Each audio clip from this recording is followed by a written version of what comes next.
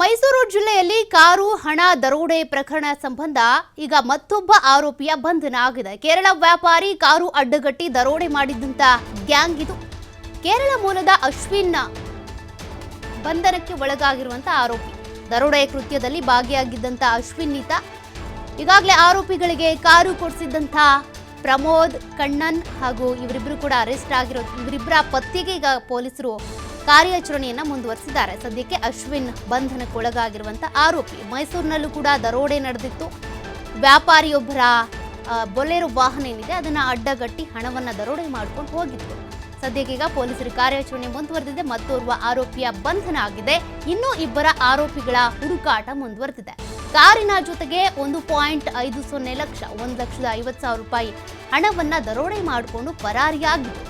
Pepsi ಬಾಟಲ್ಗಳನ್ನು ಹಿಡಿದು ಅವ್ರ ಮೇಲೆ ಎಸೆದು ಹಲ್ಲೆ ಮಾಡಿ ಅದಾದ ಬಳಿಕ ಹಣವನ್ನ ದೋಚ್ಕೊಂಡು ಎಸ್ಕೇಪ್ ಆಗಿದ್ರು.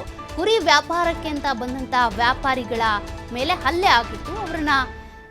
ಅವರ ಕಾರ್ನಲ್ಲಿ ಇದ್ದಂತ ಹಣ ಏನಿದೆ ಅದನ್ನ ಕೂಡ ಎತ್ಕೊಂಡು ಹೋಗಿದ್ರು. ಸದ್ಯಕ್ಕೆ ಇದಕ್ಕೆ ಸಂಬಂಧಪಟ್ಟಂತೆ ಪೊಲೀಸರೀಗ ಕಾರ್ಯಾಚರಣೆ ನಡೆಸಿದ್ದು ಕೇರಳ ಮೂಲದ ಅಶ್ವಿನ್ ಬಂಧನಕ್ಕೊಳಗಾಗಿರೋದು. ಇನ್ನೂ ಕೂಡ ಉಳಿದಂತ ಆರೋಪಿಗಳನ್ನ ಕಂಡು ಹಿಡಿಯೋದಕ್ಕೆ, ಪತ್ತೆ ಹಚ್ಚೋದಕ್ಕೆ ಪೊಲೀಸರು ಕಾರ್ಯಾಚರಣೆ ಮುಂದುವರಿಸಿದ್ದಾರೆ.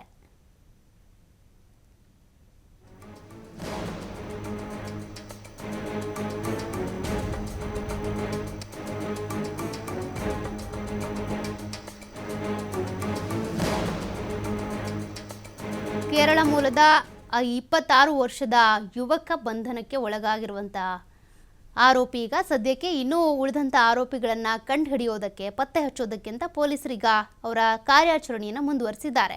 ಈ ರೀತಿಯಾಗಿ ದರೋಡೆ ಮಾಡಿದ್ರು ಅಂದ ತಕ್ಷಣ ರಾಜ್ಯದಲ್ಲೇ ಇರೋಲ್ಲ, ಬೇರೆ ಬೇರೆ ಕಡೆ ಹೋಗ್ತಾರೆ, ಗಡಿ ದಾಟಿ ಹೋಗ್ತಾರೆ. ಹೀಗಾಗಿ ಅವ್ರನ್ನ ಕಂಡು ಹಿಡಿಯೋದಕ್ಕೆ ಪೊಲೀಸರ ತಂಡ ಮತ್ತಷ್ಟು ಆಕ್ಟಿವ್ ಆಗಿದೆ.